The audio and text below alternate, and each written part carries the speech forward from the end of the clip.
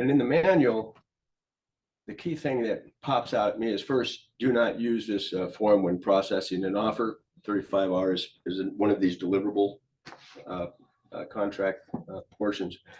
And the Form 34 becomes part of the agreement, and this is to protect the parties and brokers from committing mortgage fraud.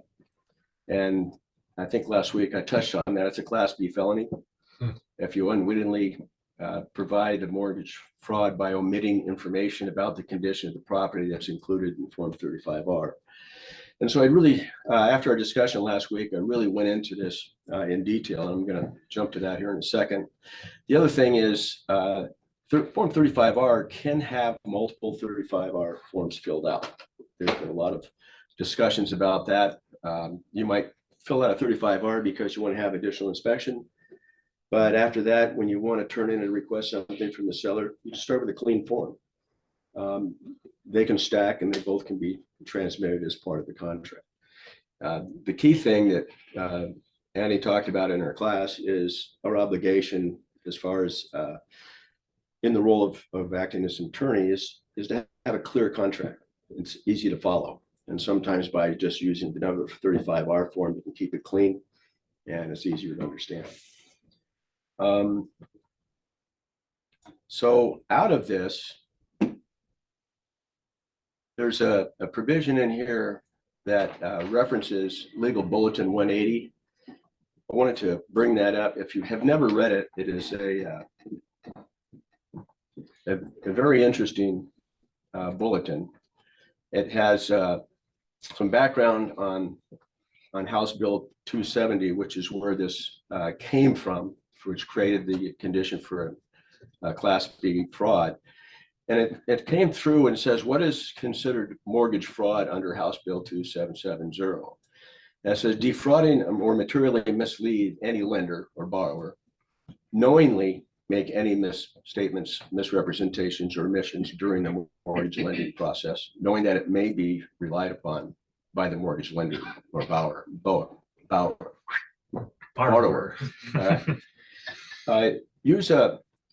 Use or facilitate the use of any misstatements, misrepresentations, or omissions.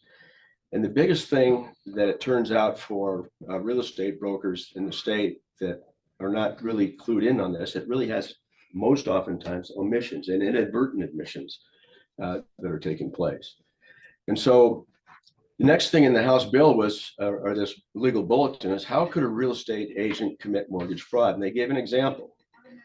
And it happens during the inspection process with 35R. Instead of completing the repairs, in this example, the seller replies with a financial concession in the purchase price in lieu of the repairs. And the parties agree to lower the purchase price and reflect it on Form 34 addendum. Buyer's agent sends Form 34 to the lender, but because the parties did not reach any agreement on the Form 35R, it is thus not a part of the party's contract. The buyer's agent does not send the 35R to the lender. In this example, the buyer's agent has omitted information about the condition of the property that was included in the negotiation of the party's contract Form 35R. This is problematic as the condition of the property is a factor that may be relied on by the lenders when deciding whether to make a loan. Accordingly to this example, the buyer's agent may have unwittingly committed mortgage fraud by failing to provide the lender with Form 35R. The risk is obviously far greater if the discovered defect is serious and concealed. Needless to say, more egregious conduct constitutes mortgage fraud as well, allowing a client to provide a lender false income or financial statements or sham lease, or to mistake the terms of the purchase and sale agreement, or to fail to disclose the so-called silent second, or some of the most obvious examples for mortgage fraud. So out of this, what the Northwest MLS did is they made some changes to the Form 35R. And what they did is the form now provides that if the buyer asks for any modifications to the property or the purchase and sale agreement as a result of the inspection process, Form 35R becomes a part of the agreement. Even though the parties have not both agreed on the changes for 35R, it now becomes part of the agreement. So a complete agreement needs to be transmitted not only to escrow, but also to the lender, which means now that this is a part of the contract, you would be omitting a page in the contract if you didn't include it, you turn it in, or you send it to the lender. If by request modifications or repairs, this Form 35R and any other addendum or notice pertaining to the modifications and or repairs, an amendment to the agreement related to or resulting from the request for modifications or any repair shall become part of the agreement. Another thing that I really, in my own self, learned out of doing this, it talks about notices. Any kind of notice has been issued needs to be included as a part of the contract and contract file and transmitted. So I wanted to point this out. Again, I want to also say that everything I have up on the screen, I'm going to group, and I'll be sending out under separate emails to try and keep things grouped together so it doesn't get confusing. And then another thing I'd like you to think about is what I'm trying to do, and this is why everything I refer to this as being a contract forum rather than a quote unquote contract class, is that this is a forum of professional licensed brokers where we can share information, and you know things I don't. I'm finding things that I've learned I'm going to share with you. But in this open forum, there's one thing that when I research and group this and send these emails out, I keep thinking back to 11 years ago when I got my license and had my first deal. I'm turning in the forms and talking to the broker on the other side and having them call me up and say I was wrong and did something wrong. And how people react when they're told they're doing something wrong. And how you start accumulating information, but also relationships. Some of those brokers were pretty rude. Some of them did it in a way that really brought out a conversation where I learned many more things from that deal, from that broker. As a matter of fact, over the years, I really like doing deals with those brokers. I mean, it's about developing relationships in our marketplace with other professionals. And one of the things that I learned from that is that when you sit down with somebody and you say you're wrong and you're eyeball to eyeball, it's kind of your fight or flight mechanism kicks in. But if you have something like a hotline letter or a hotline video, and you talk about it and say, you know, I found something that's similar to what we're talking about right here. I'm going to send it to you and I'd like to talk to you about it. But then you're misdirecting something to a document. You can say, there's the enemy, it's this document. It's much like what I'm doing here. So this is what the instructions for the form say. And I want to make sure that we stay on the golden side of this, because I don't want to be somebody saying I'm committing fraud.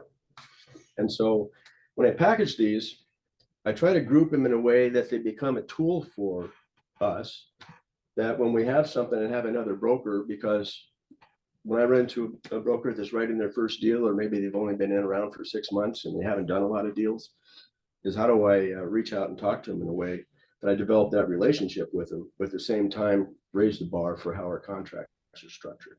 And so that's the intent about how I'm trying to package this stuff and send it out. So in that, I put together something that's going to be, it's already packaged. I have it all listed here. Is I went through and selected, sifting through 100 hotline list from the legal bulletin. And what I've done is I have 7 hotline documents that I would be attached to this email. And then I have a couple of them that are hot linked with YouTube. If you click on that, it'll bring the YouTube up for the hotline video. But in this one here, removing pages from 35R, being asked to send select pages to escrow and not sending the Form 35R with it. There's a hotline letter on this, and it basically says the PSA in its entirety should be forwarded to the escrow buyer's lender. So there's a tool for me to be able to share of saying, no, we've got to share this document. And whether I'm trying to convince that to my buyer, because what happens at closing is escrow has a document, and Russ is talking about documents to sign at closing. There's a document at closing with this, the seller has to sign saying that they gave full and complete purchase and sale agreement contract to the lender. And so omitting that out of there, inadvertently, they would be committing fraud. We're trying to protect our clients as well as protect ourselves and how we administer the contract. So another one is altering Form 35R. The lender representative asked the buyer broker to rewrite and alter 35R. This one starts talking about it. The lender is usually a broker, a mortgage broker, mortgage officer. The lender is the underwriter. And so if the lender is talking to you about rewriting the 35R to remove some of the things before they send it to the underwriter, then they're asking you to be complicit in fraud. And that was an interesting thing. My alarm went off on that when I was going, never thought of that. And so what I try to do, and I'm not going to go, I want to get into the 35R and application, but what I want to show you enough of this is how this could be used by you, and making sure that not only you're up to speed, but if you're working with another broker, you have a tool to be able to send them and say, hey, I think this is in play. I think we're dancing on this one. And I want to make sure I share it with you when we talk about it. Okay. So I have multiple topics that I selected. There's a lot of them that were very redundant. So I tried to pick ones that I thought were the best ones to use as examples. Trying to make a verbal Form 35R for repairs and not submitting the 35R form. That was a cute one on that one. So anyway, this document and all of these will be in one email. So you can look at one if it's interesting, then go down and open it up and be able to look at it. Okay. And this one here, the total focus on that is on fraud. Okay. Now with that said, yeah. Tom, I got a quick question for you. Have you had any lenders kind of go over with you? I was just getting ready to send an email to one, basically stating like, we were just going over in contracts class how it could be considered a Class B felony mortgage fraud if we omit Form 35R, if we just don't submit it to escrow and the lender, or if we try and structure it in such a way that hides things. And my question to a lender would be, what are some items that are red flags for your underwriters? Like, what are some things that like we need to be able to push back to the buyer and say, hey, if we go ahead and submit this the way we're supposed to, it could kill your lending. It could.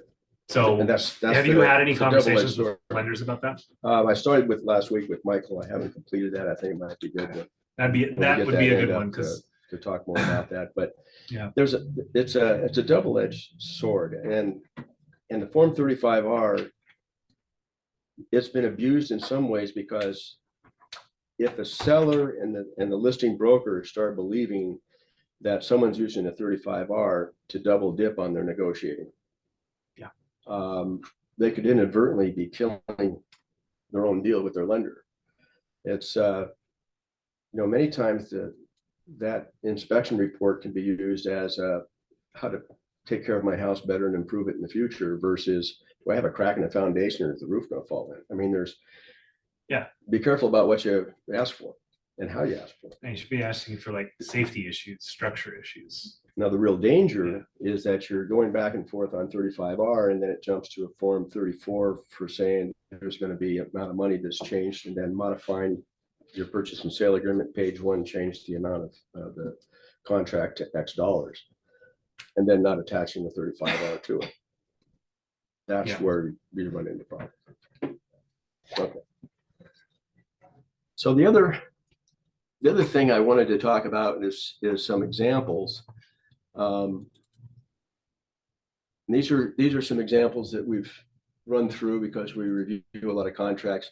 And by the way, I want to make a disclaimer that I try to use things that are real, that are really being filled out by whatever firm or whatever's going on, but try to block out anybody, the names or addresses or names of clients, because it's about learning and sharing and trying to grow with what we do. So if I'm trying to do a disclaimer, I'm not trying to have somebody get mad at me for putting that, well, you picked your thing up there. So yeah. So anyhow, this is an example where someone used a Form 34 instead of using a 35. And this was also talked in class a couple of weeks ago. There are no provisions when you use the wrong form. Form 34 does not engage and trigger Form 35's time zone for starting the seller's clock versus the buyer's clock that it's run under. And so it doesn't match or meet. It's the wrong thing to do, and all of a sudden it throws things out of whack. If this doesn't get signed and the clock keeps ticking, the inspection contingency can be waived. And then the seller, if the seller never signs it, then it's waived going forward and they don't have to do anything. And to point that out, when you get a copy of this form, what I've done is I put a hot link here for the YouTube on this topic. Perfect. That way I don't have to beat it up. But just again, it's another tool for you. Hey, Tom. Yes. I have experienced, let's see, representing the buyer, and I've experienced kind of just what you talked about with other agents. You give them a response to an inspection, and it's day 3, and you are just sitting by your phone going, "Oh my God, what am I going to do?" And the listing agent is just ghosting you. Do you have any tips on how to, get somebody to engage with you? Or, I mean, because at that point, you're making a choice to either cancel the sell, or you're just kind of waiting. It just kind of feels like a ticking time bomb sometimes. One, when you fill out the offer, when you're writing the offer, check out the dates for that time frame because they're very short.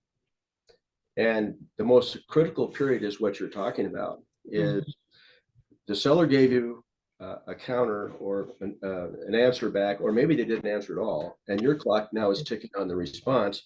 And if it's only 3 days, if you don't either terminate, it's going to be waived if you can't get them to negotiate something mutual. And they need to sign it by 9 o'clock that night.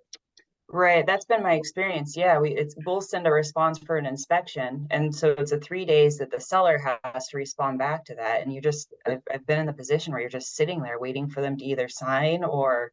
It's a pressure cooker. So instead of 3 days when you're writing your offer, put in maybe 8 days, or something that allows you to be able to make multiple conversations with the other brokers, sending emails to be given to the seller, making offers, and try and get things back and forth to try and have a little more time so you don't have it where it's just going to run out and blow up on you. Because if the seller wants to sell their house, the buyer wants to buy their house, then it's a matter of finding what the terms will be win-win for both of them. And you need to have time to do that sometimes, because if your first offer doesn't get a response, maybe there's another way of doing it. But you'd only have 2 choices. You either waive it or you kill the deal. I didn't realize that there was a spot that you can extend the seller's. I thought that it was just kind of a standard 3 days on that. Nope. Let me, let's do this. Okay, here's Form 35R. When you come down, here's buyer notice, it's inspection, and you get to item 6, which is where your negotiations are.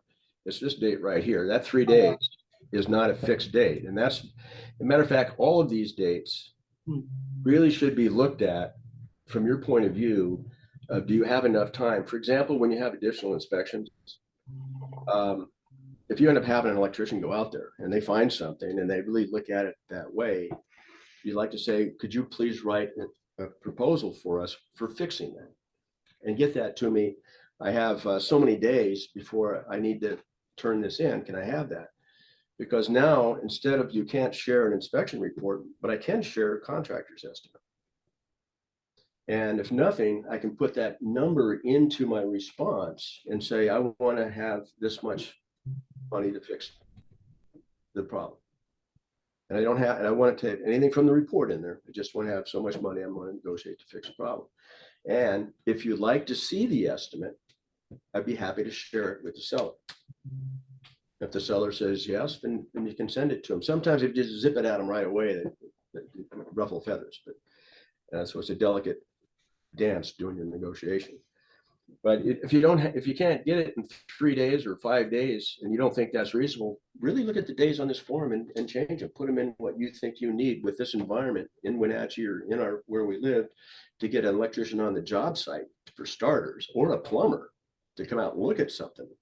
You can't do it in 5 days or 3 days sometimes. It's hard to get them to show up. So anyway, there's a great comment on that, Amanda, because that really is something that we have to give thought to. This is a real tricky form. It's dicey. There's a lot of things can go south during this period of time in mutual. So here's. Hey, Tom. Hey, Tom. Yeah. How is sharing a contractor's bid for an issue on the house different than an inspection, like when it comes to disclosure? It's that's addressed in some of the hotlines that I have in the next examples I'm going to be pulling up. Okay.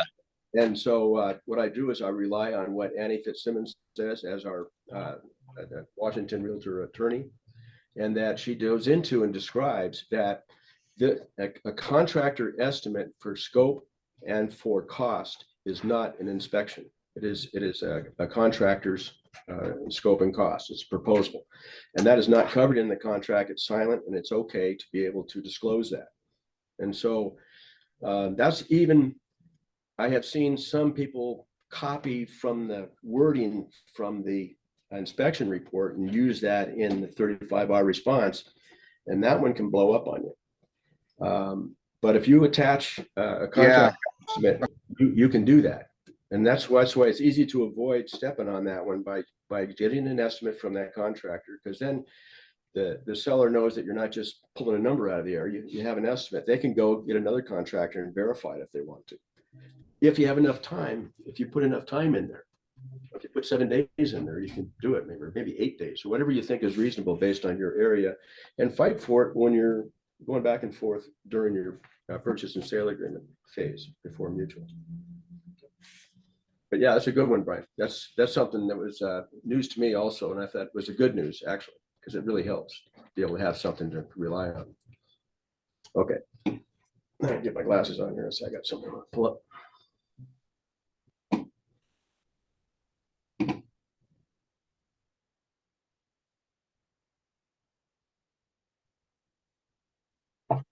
Okay, so here's an inspection response 35R. They requested information. So seller shall have a cracked window replaced and 2 windows with failed seals replaced. Okay. Seller shall have deck rails repaired. Okay. And so this is called out. And the thing is, shall is a real word that means they will do. It's not maybe I'll do it. You might do it. If they agree to this, they shall do it. So it's worded pretty well. We come down, the seller comes along and says, our response is say C35R. So we come down to 35R, and what the broker has done is taken a piece of paper, written on it what's on the top of a 34 form 34, and filled it out. They're rewriting why not just use form 34? And when they're putting that in. So this is just a couple examples that it's creative, but that's what happens when a broker really doesn't know what form to use. It's because if you use a 35R, this is part of the contract, and it states right there that they know that it is. And all you have to do is refer to form 35R inspection response, form 35, item I, buyer's response and request repairs for modifications, and list them out. This is what I want to fix. This is how much you want for it, or what you want. So I just wanted to use that one as another little example.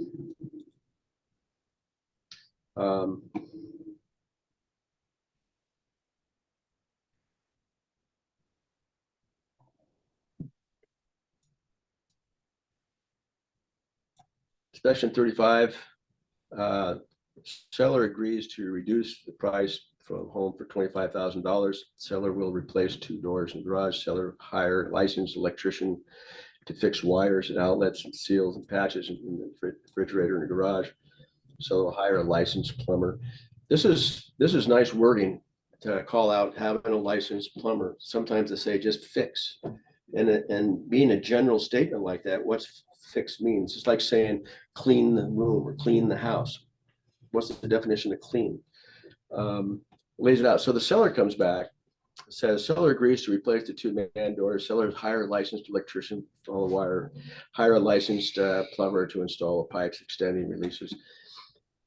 And the thing that stood out is he attached the form 35 and came along, and then initials saying the buyer requests repairs, modifications, agreeing for the seller's buyer, seller inspection related to the repairs. And so they didn't check it in when they went mutual. These boxes were unchecked, and wants to check them.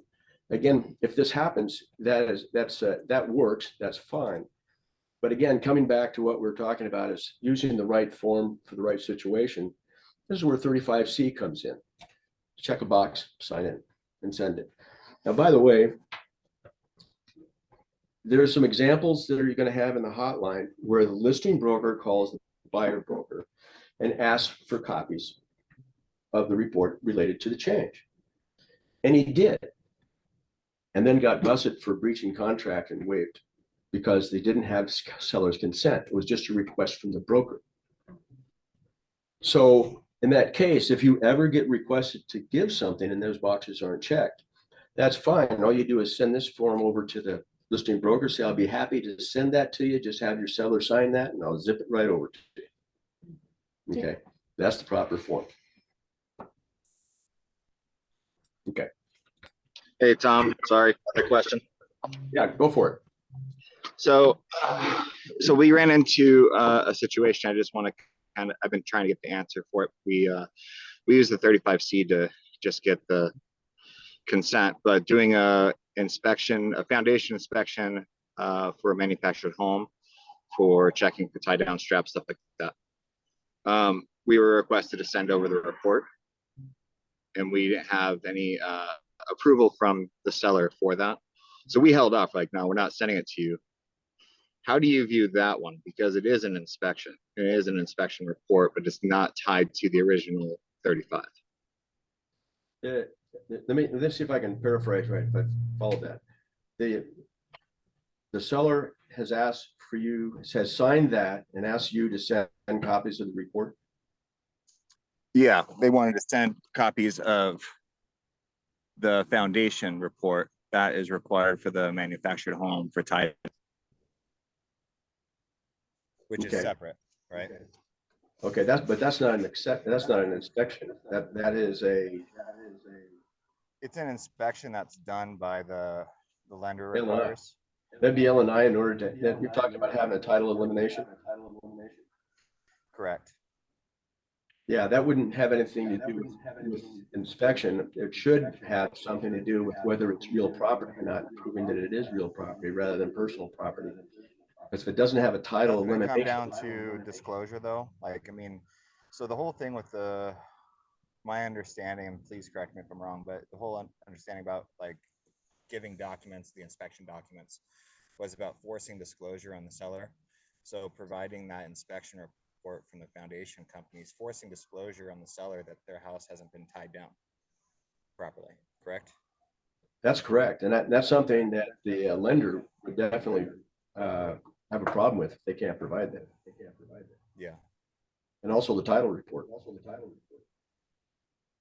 And there also, if you're using the MH 22 MH form in with the proposal, that form should address having that information.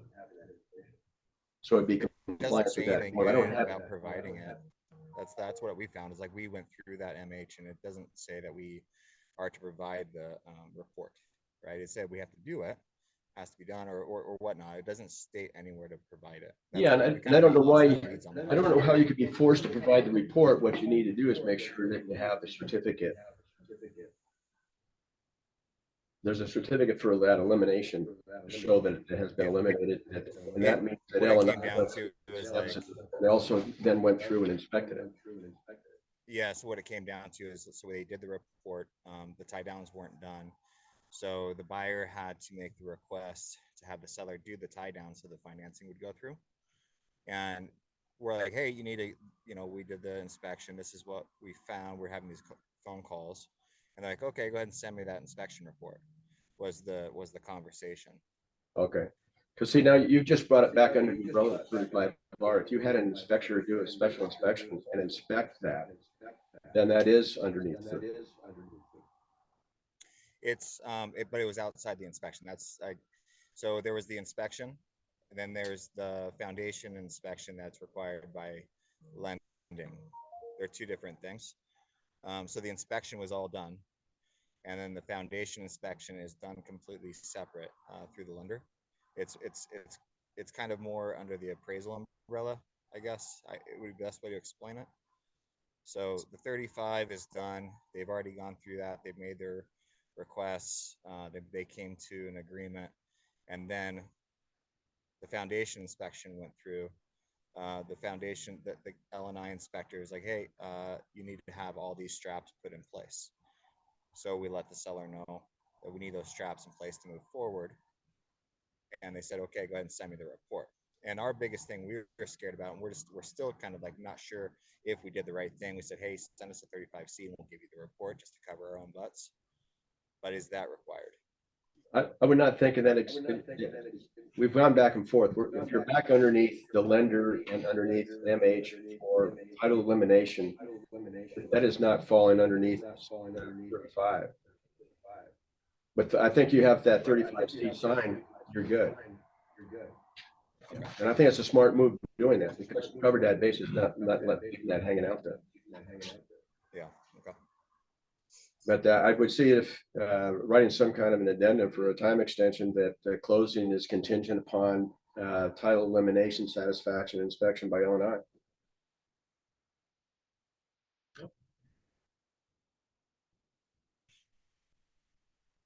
Okay. Thanks, Brian. Nice having little twisties coming in there like that. It makes us all start thinking hard. It does. No problem. Yeah, no shortage of problems popping up. Shoot. Okay. So I mentioned, I mean, this is from looking at those couple examples, this is another matrix for a quick reference that I've made up, but this is on the topic of the 35R and 35C and the examples based on that. And I think I have like 14 of them in here and measure the size on them so I can get them all into one email. So just follow the hotline printouts and PDFs. But it hits all of these different topics. These are hot links that go to the YouTube channel for the Washington Realtors, to the hotline. But all of these different topics, as I went through, I tried to pick things that we run into. Contractor bid estimate work, avoid waiving inspection contingency. Brian, this one here falls right into that, this number 3. It's okay to send the contractor's estimate to the seller without waiving the contingency. Yes, but you may want to call the listing broker anyway and ask if the seller would like to attach it when you send 35R. This may avoid misunderstandings and keep the relationship positive. But this addresses directly, Brian, what you were just talking about as far as whether you can send a contractor bid or not. And so I try to hit these different topics on here. Again, for today, I don't want to spend a lot of time going through these, but I just encourage you when you get that email, see what those topics are. It's just, God, even after 11 years, it's hard to memorize forms. It's hard to remember everything. You know, you just can't do it. So it's nice to have something when you hit something, if you can refer to see if it's triggers what you're looking for and if it's becomes useful as a tool to talk to the other broker and to your client. So it's just a quick reference tool. Okay. So that would be under separate email. Now, what I'd like to hit next is I'd like to dive into Form 35R. That's what we're here for today. Pull this up.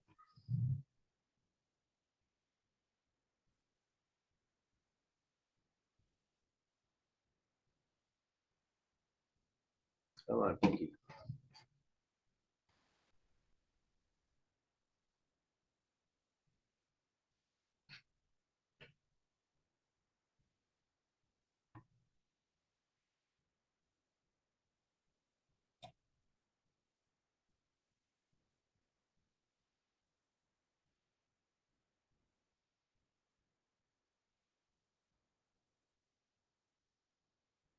Okay.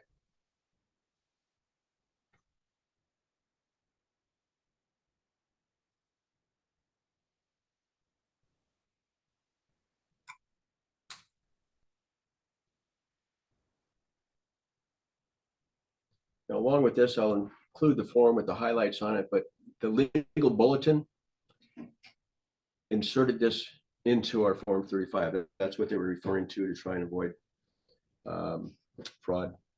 The buyer requests modification and/or repairs this Form 35R and any other addenda or notice pertaining to modifications and or repairs and amendment to the agreement related to or resulting from the request for modifications or repairs shall become part of the agreement. That is really for our protection. And that's something that helps us refer to our buyers when they sign this, because it's right underneath their signatures right there. We had a chance for us to point it out to them. And so this is the form I'm going to go through, and I found it very confusing that if you take Form 35 side by side with Form 35R, it would have been nice if they could rack up across from each other so you could refer back and forth. However, they didn't design the form that way. And so I might refer to these going back and forth a little bit, but I find it easier for me just to walk down through this Excel spreadsheet. It starts out with inspection contingency. That's performed by the buyer's licensed inspector. That's in the contract. Buyer's obligations are defined in section 2 of Form 35. Anything over here on the right-hand side gives us the line number and page number in the contract that I'm pulling from, because I find it faster and easier to read a contract if I can go through bullet points and then know where to go to read it. And in this case, I'm going to have both forms together. So in this case, there's nothing in 35R here. When I do it in red. That way it's easy for me to determine what's a 35R provision versus what's a 35. So this is all pure contract for Form 35 on what the buyer's obligations are. Shall not alter the property, that's solely responsible for damage, blah, blah, blah. Then it comes to the buyer's notice. The buyer's notice, the initial inspection period default is 10 days. After mutual acceptance, unless blank is filled in, that's what it's going to be. And this is the part of the contract, and that's where you can find it in the contract. As I come down, legal bulletin 180, I put a flag in here for that. We went through that earlier. I point out on this legal bulletin, page 3, item 3, must provide mortgage lender. So, and I have that also. We just read that on Form 35R. So for quick reference, that's where you can find legal bulletin, and you also can find it on 35R. So on Form 35R response, it's the buyer's notice, section 1. On Form 35R, that's section 1, line 5. And there's several choices that are lined out for us. You can approve the inspection, give notice, move on. You can disapprove and terminate the contract if you do that. In that example, I have one in there for the difference between Form 51 versus Form 50. When you fill out that box and check that box is disapproved and terminated, the contract's terminated. A rescission agreement terminates a contract. So 51 you don't want to use because you don't want to terminate an already terminated contract. What you want is release the earnest money. And that's what 50 is. That's all it does is release the earnest money. Or you have the choice for more inspection, and you can specify that you want that and issue that notice. And that now when that happens, that kills all the time is remaining. And I think last week we talked a little bit about that reviewing. I think you brought that up, Lauren, that be sure you have all of your inspections done before you fire off this form.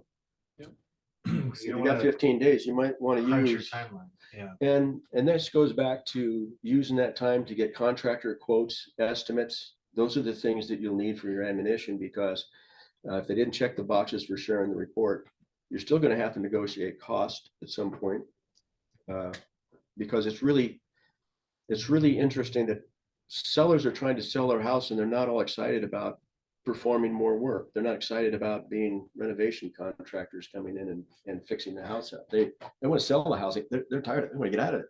Yeah. And so there's always a couple options that in Form 34 that you could have hold back and retained account at closing for the work to be performed after closing by the contractor. And then when it's done, get paid out of that. You always have an option of negotiating costs and making it go away, which is the easiest, cleanest way to do it. Or another thing that we have done is had the contractor, because they know us and they've worked with us over the years, and that we put that in, that they do that work and have the invoice and get paid at closing, and turn that in for payment at closing out of the seller's proceeds. And so there's trying to be creative and get out of the box, but that the more time you have in this period that you use before writing 35R, the better off you are on your plan on how to negotiate that. Okay. Buyer request, let's see, request repairs. Additional terms, the notice requires the following negotiation terms in item 6 below. The party shall negotiate as set forth in paragraph 6 below.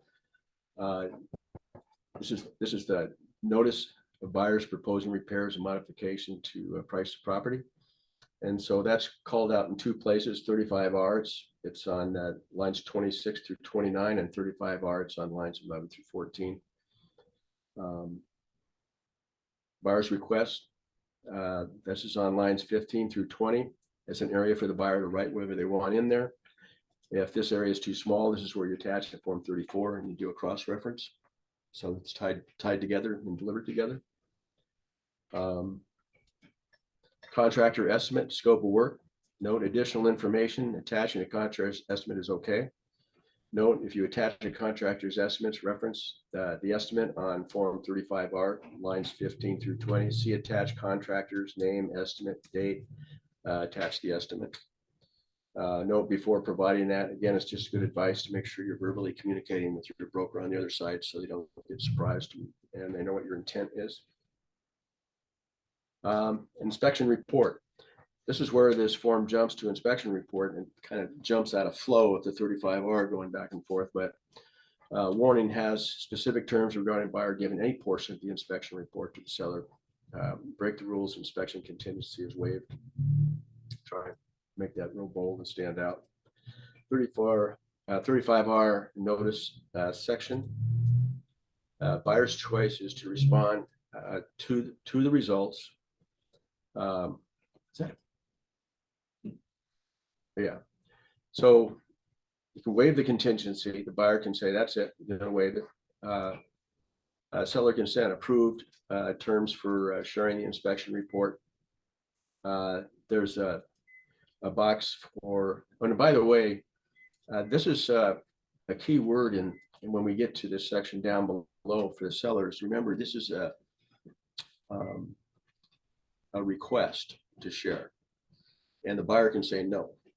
They do not have to give anything they do not want to give. They can't be forced. So that's why it's seller requests the buyer provide the inspection report. And number 2 is the request just the modifications, the portions of the report. Those are the 2 boxes that 22 or 35C refer to. And as I come down, that's also on the matrix that talks about 35C. If it's not checked on those boxes and the seller wants part of that report, be sure to have them sign that 35C before you transmit and send it to the broker. By the way, there's a hotline that you'll see on this topic of the verbal, and you'll see in there that there was a lawsuit that went back and forth over this, and the seller ended up winning, but it was the listing broker that ended up being lost because the buyer broker relied on the listing broker's request as being something that was honest and above board. And so it ended up bouncing around and ended up in the listing broker's court. So it's a very interesting one. That's a good one to read. It was very educational on that point. Okay. Additional time. If inspector recommends, there's a lot of what I have in there that I've selected out, talking about how to redact all photos, redact everything except for the 1-line sentence where the inspector says, I recommend additional inspection. That's all you need. That's it. Thank you. You're very welcome. Take care. Good to meet you. Nice and Sophie. So that's something, again, I try to pick ones that would refer back and make it easy for you to educate your buyers or your sellers or the other broker to refer to. What time is it anyway? Are we running over? We're at 12:22. that good or bad? That's good. Okay, good. You've got some time. I almost panicked. I was gonna, I'm running along here. So first, buyer gives written notice to the seller. Notice must be given before the inspection expires. Second, the buyer will need additional time to perform the work. And then third, show the written recommendation. Do not send any part of the inspection report. Make a copy of the page. This is right out of the hotline. This is what you recommend. Make a copy of the page of the report and redact all photos and information on the page. Only leave the sentence that the inspector recommends additional expert inspection. That's the proper protocol. And remember, it is okay if you had if you have that written there and then you have a contractor estimate. That's pretty clear.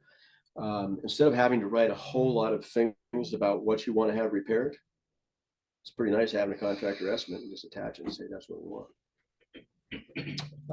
Fourth, additional time for specialized inspections.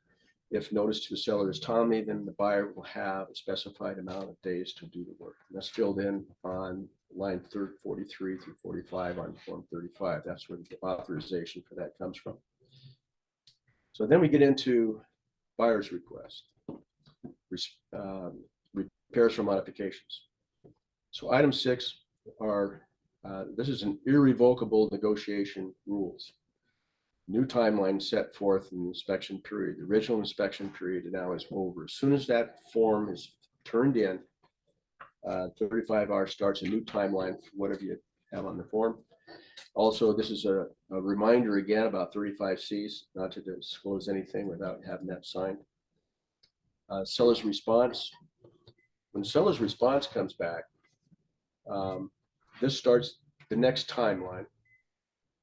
And this, whatever date's filled in on item 6A, line 49, that's clock starts, and that seller then can do one of 3 things. They can agree to the request, and that's checking the box on 25 through 26. If that happens, the contingency will waive. It's satisfied. No buyer reply is necessary. They agree to some items, but not all the items. When they send it back, the seller can reject it, reject everything and just send it back. Or they can make a counter offer and send it back. Note, reference lines 32 through 34 on form 35R. This area is for the seller to do their writing. It's the same thing for the buyer up above, is that they can refer to form 35 through 34 if they don't have enough room for what they write. Be sure to cross-reference the forms. Buyer shall have an opportunity to reply to the seller's response. This is a firm timeline.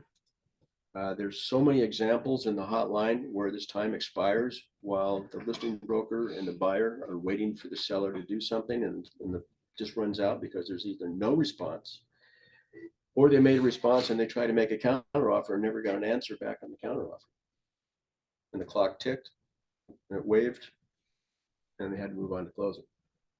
So, and that's what Amanda was talking about earlier, is how can you prevent that? And that's why having that extra time right there gives you a hope of not having that clock run out before you've exhausted negotiations for your buyer. So in that resection, that's the number of days. As I come down, the seller non-response, this is what I have it highlighted on this quick reference form here, that seller's non-response. What if the seller's time period runs out? A new time period starts, the buyer above responds. There was an example in there where the buyer broker believed this did not start this period because until the seller gave an answer back, they were waiting to start this, not realizing that it automatically switched over, ticked, and expired. That was a good example, something to make the buyers aware of. Form 35R and 35R manual, buyer must reply within applicable period of response time. If buyer fails, that contingency is waived automatically. I tried to pull from everywhere I could on this to emphasize that, put it in red. So the options are response to the seller, non-response except waiving the inspection period. Number 2, disapprove the inspection and terminate. And in that case, that box check terminates. All you need is a Form 50 to get the earnest money to the escrow officer to know it's okay to release it. Option 3 is offer alternative proposal, write the proposal on Form 34. Seller must agree and sign prior to 9 p.m. expiration date, or buyer must give notice of termination before 9 p.m. And that's why the extra days come in handy, to try and avoid that. Try and read mutuals on something. And then this is the buyer's reply. The buyer's time period is started. They can accept and waive, go forward. They can reject and terminate and ask for their earnest money. That's Form 50. And then also they can reject and alter the offer and negotiate. Beware the danger. Acknowledge that terms of risk resolution must be made within the response time and time frame. Inspection contingent automatically waived. The time expires. It must be done before the deadline. Tracking that is extremely important, and tracking the time period for that approval. Attention to the buyer, these time periods for negotiation repair shall not repeat. That's emphasized in Form 35 and in 35R. That these way this form was designed, and the interact is try to not let negotiations drag on forever, is to push it to a head. Either they don't want to buy it, they don't want to sell it, or they do. And so with that, the other remaining portions of the Form 35R deal with, and 35 deal with repairs. In one of the hotlines I had, that the seller was demanding that the buyer produce backup and invoices for the contractor, or the other way around. If the seller did the work, then the buyer is demanding the receipts from work that was performed. And there's no provisions in here for providing any of that information. What is provided on the buyer side is there's provisions written in the contract that allow them to send the original inspector, go back out and inspect the work.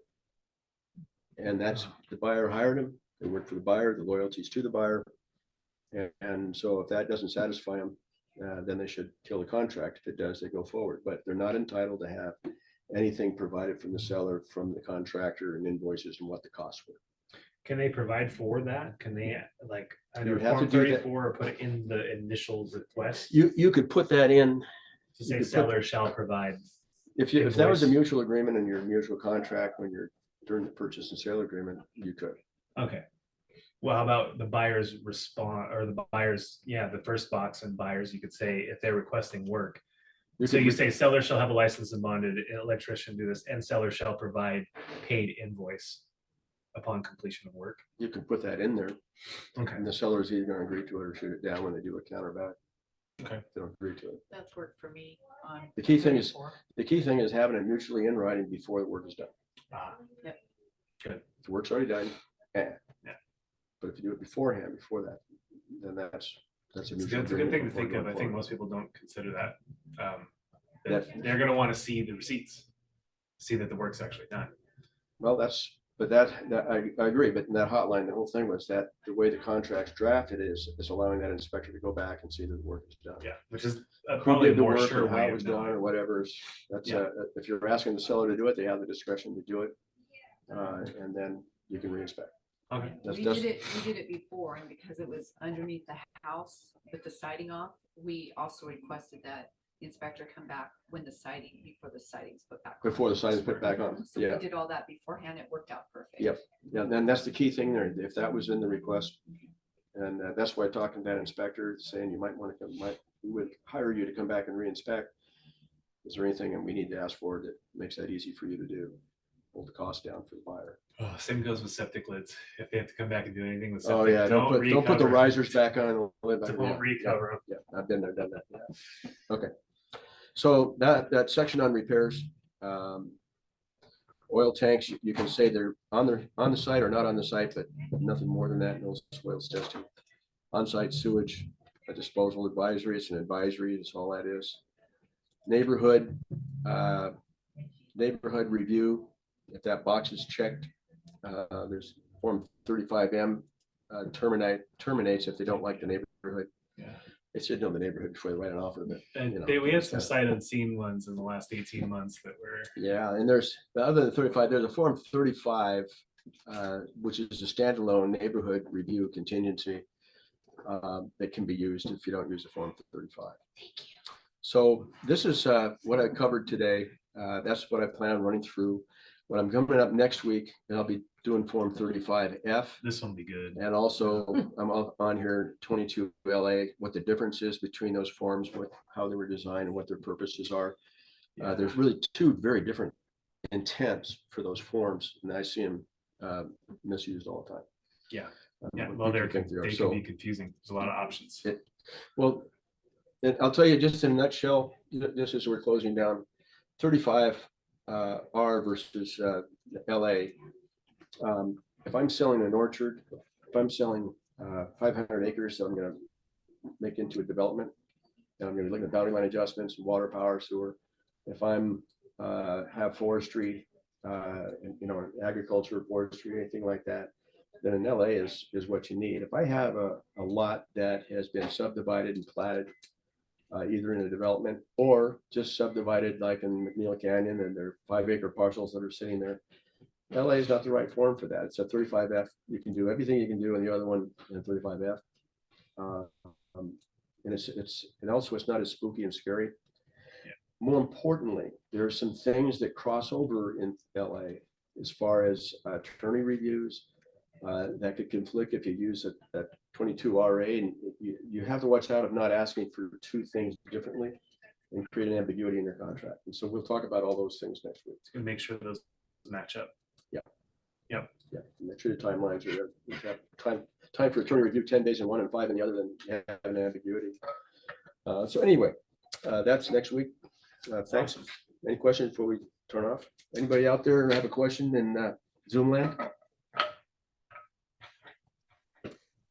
Tom, I don't have a question. I do have one little snippet that Hey, sure. happened. Hey, sure.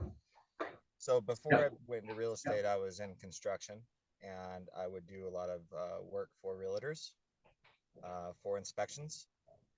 And what I ran into on 3 different occasions is the inspection request that everyone agreed to was to fix a certain thing. And I'll just use the one that's top of mind. I was told to go in and replace a P-trap on a sink because it's leaking.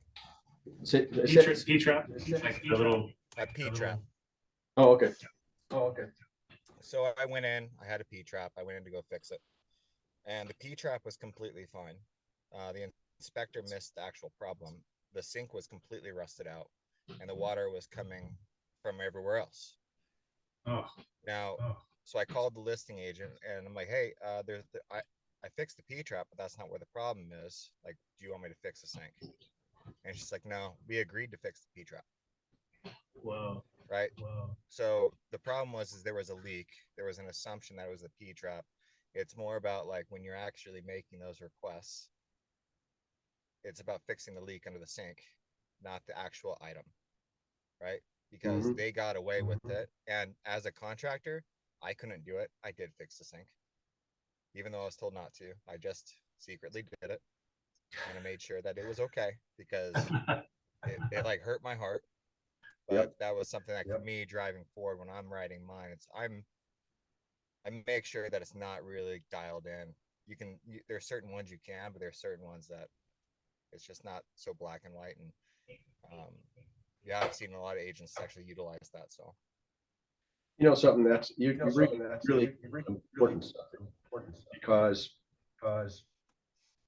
if a buyer is going to move into a home, they want to have something that's going to when you ask someone else to take care of it and you're not paying the contractor is not working for you, they're not communicating with you, and they're not responding to you. And when you do anything inside a house, when you open up a wall or open something up, what you described happens all the time.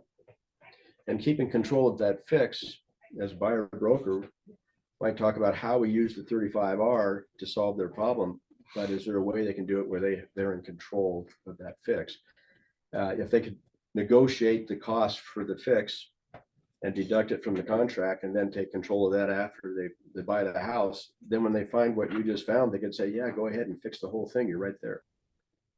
But when you give that power to the seller, you lose that option. And so it's a matter of how you structure your 35R in that response. That's a great example, Brian.